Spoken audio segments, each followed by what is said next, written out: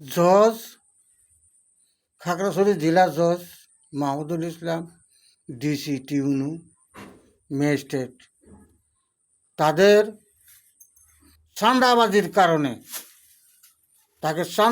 কারণে আজকে দেখেন ওদের কোন অবস্থা,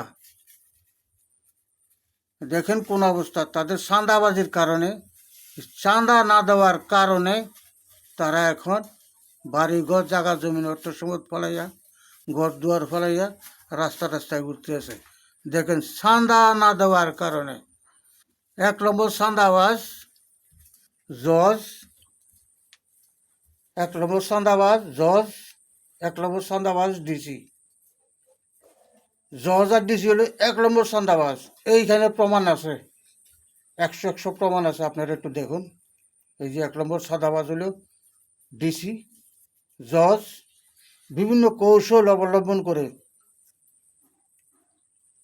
চাঁদাবাজের গ্রুপ আছে, এই গ্রুপকে দিয়ে চাঁদাবাজি করে এই অবস্থা। 5 লাখ টাকা চাঁদা চাইছে, না দেওয়ার কারণে আজকে এই পরিস্থিতি। সব কিছু ছেড়ে দিয়ে আজকে রাস্তায় ভিক্ষা করে খাচ্ছে, গাছতলে থাকতেছে, ফুটপাতে বসবাস।